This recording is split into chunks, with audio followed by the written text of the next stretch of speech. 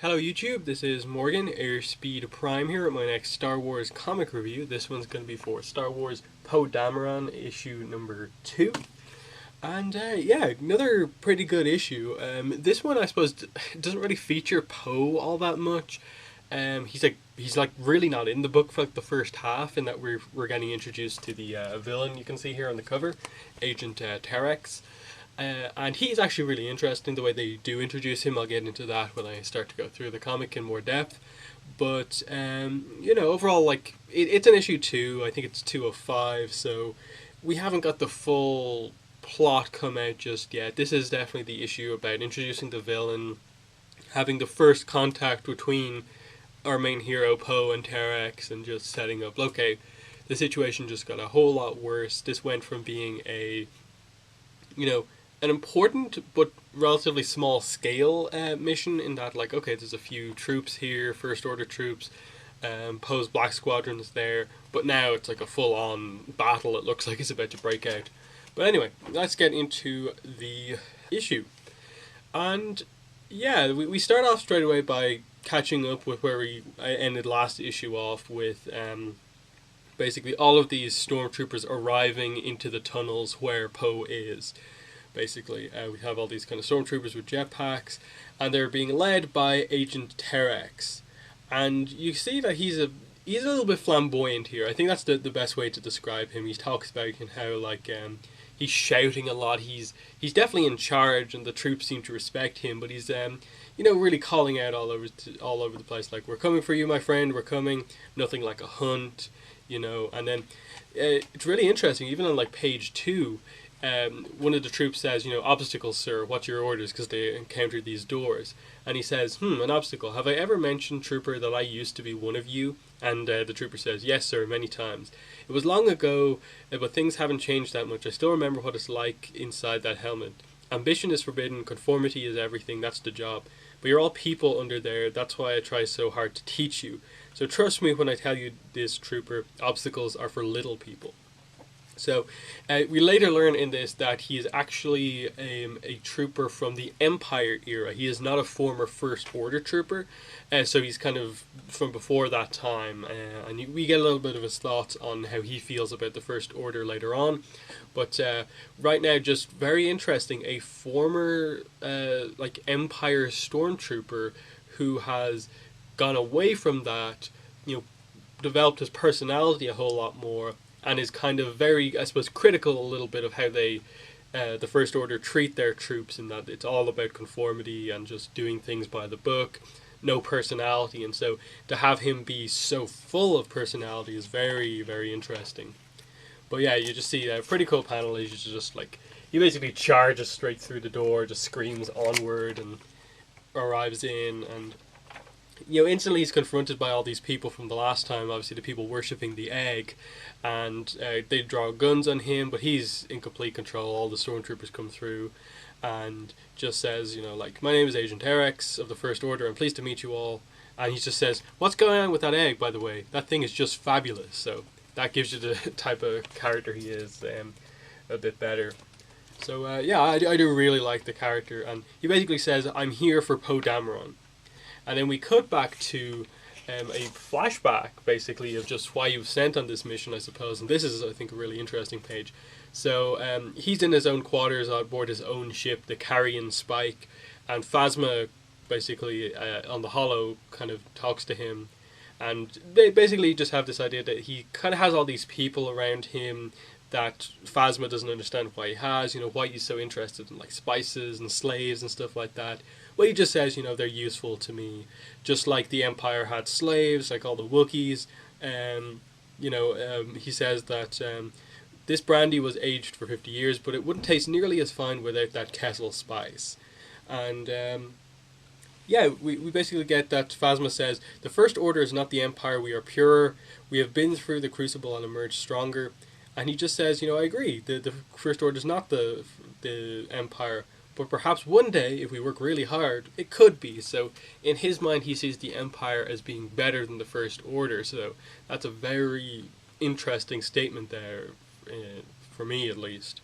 And yeah, he knows all about Poe, how skilled he is, how he's just recently been recruited by Leia, and basically get the idea that the reason that the First Order seems to respect this guy is that he has a lot of sources, he knows his stuff, he has information on them. He mentions the Star Killer weapon at one point, and she's like, "How do you know about that?" And he just says, "I have my sources." So he has just his information is why they don't take him out. That they're fine with letting him kind of run things a little bit. So very interesting. We get a reference here to Before the Awakening, the novel.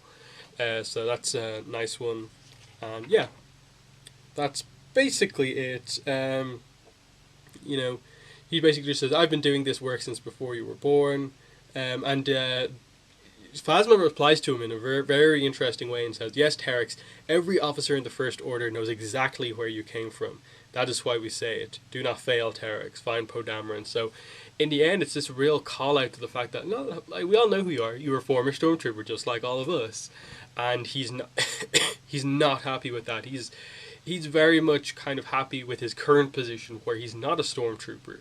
He can be a leader, he can have his own personality, he can do things his own way, but he's not just a Stormtrooper.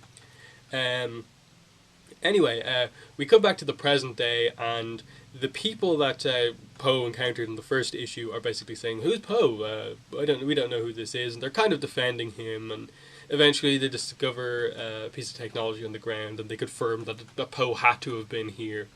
And they're basically about to damage some stuff.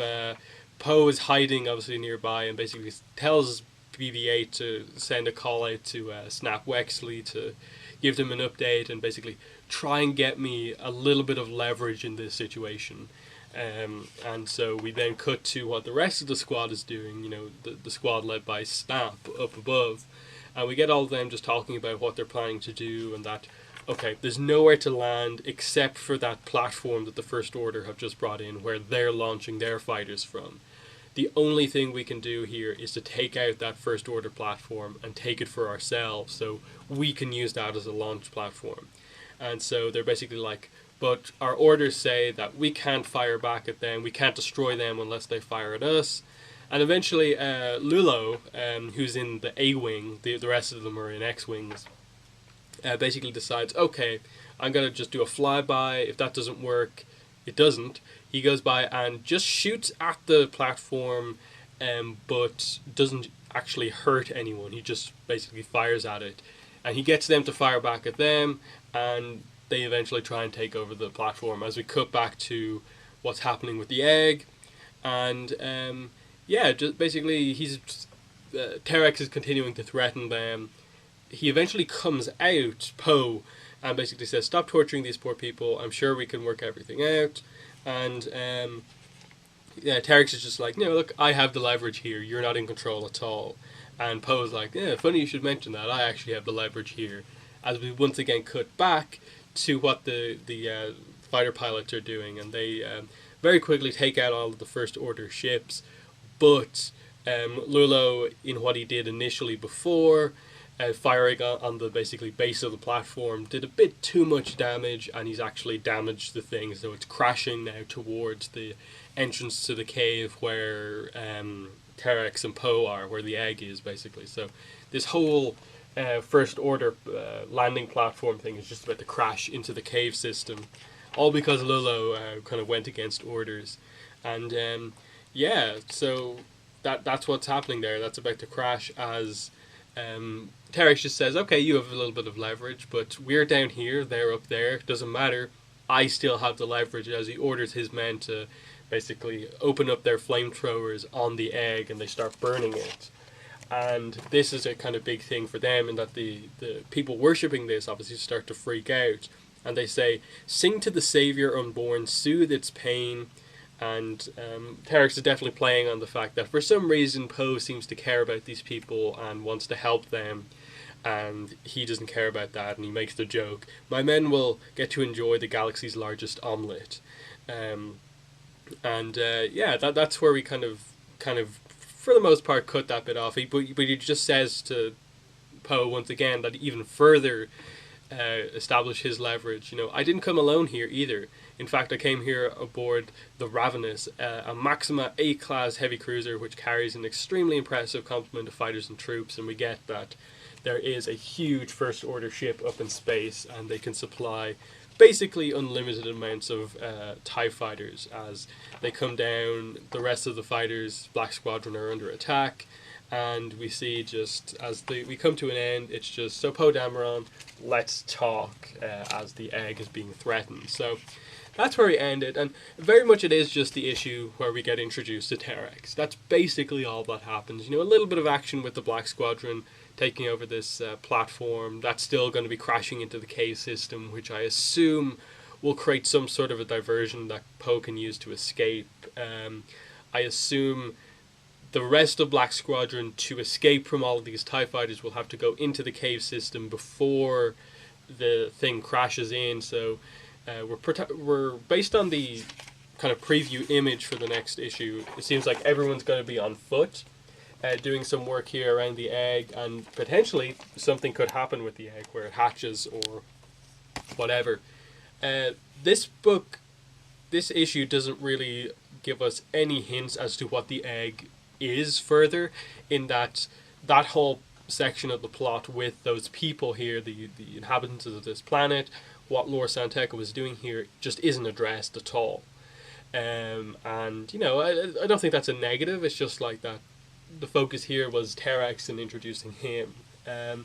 And as for what they do with him, I think it's a really interesting concept for a character, you know, a former stormtrooper from the Empire era, but he's kind of abandoned that and tried to make himself something unique, and more of a personality, and going against, I suppose, a lot of what he sees as the typical way stormtroopers are trained to, like, not have any personality, only obey the orders, and so on. Hence why he, as the leader, is the one who's asked what to do when they come up to an obstacle, instead of the stormtroopers, if they were thinking themselves that, like, you just blow it up and go straight through. And then I think that the thing with Phasma is quite interesting in that clearly Phasma is kind of First Order through and through, whereas he's kind of like, okay, I see some potential in the First Order to become as good as the Empire was, but it's not there just yet. You need me. Because I'm better than you, I suppose, is what Terex is thinking. But in Phasma's mind, she's kind of just like, no, you're just a former stormtrooper who thinks you're something more than you actually are, and are trying to prove that. Overly kind of prove yourself here with how, like, crazy into, like, spices and slaves and stuff like that you are, how flamboyant you are, but you're still just kind of one of us at a base level. So we could get some, I think, some potentially interesting stuff with just the villains kind of having a little bit of infighting as Terex kind of begins to kind of go against, I suppose, what Phasma's orders are, and stuff like that. I don't think we'll see him go full on rogue or anything like that, but seeing how, I suppose, Poe gets out of this situation and how the impression he leaves on Terex will be interesting. But I suppose as for the main plot of, like, getting to see Lor San Tekka, I suppose Poe and the rest of his pilots helping to fight for the egg and save the egg and help those people will be what convinces them to eventually give some information to them about where Lor San Tekka is. Probably tell them that he left for Jakku or something like that, to directly set up the Force Awakens. Whether or not the egg reveals anything of note is going to be interesting, in that, like, I suppose the thing here is, like, is the egg going to, like, open and, like, there's going to be this vision of Rey or something like that, or Kylo Ren or something like that? Is that what they're kind of going for here? Is it an image of Luke or something? That's what I'm kind of, like, wondering. Like, I suppose at a really cool level, that would be kind of what I think we'd want to come out of this, the like, unborn savior or something like that. Like, what does that mean? Like, does that mean the kid of some character who hasn't been born yet, or what? But it's interesting, just the mystery of what the egg is as just this ongoing thing in this series. But there's not a lot to go on right now. So, you know, issue 2, I don't think it's as good as issue 1, but the villain is actually quite good. I wasn't expecting anything from the villain of this series, but he turned out to be quite good. they definitely made him a character and not just a leader bad guy. That he actually has a few interesting aspects to him. And then, unlike issue 1, there is no little BB-8 story at the end. So I think that's just something special about issue 1 of Poe Dameron, where you get that small BB-8 story. So yeah, I'll be back in another month with the issue 3 review. But next Star Wars comic review was probably going to be Obi-Wan and Anakin issue number 4, which I think it's 4, or is it 5? Anyway, that'll be out in the next week or two.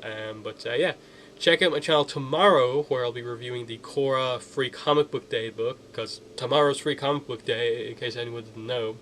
I'll leave a link in the description to a post I put up on the site avatarthelastairbender.online.com, where it basically explains what Free Comic Book Day is. And primarily to Avatar fans, and that most of the examples I give are Avatar stuff, but I think it applies to anyone who's basically unfamiliar with Free Comic Book Day. So definitely check that out if you want to attend the event tomorrow. But yeah, it's been the review for Poe Dameron issue number 2, out now. So yeah, thanks for watching this video, and bye.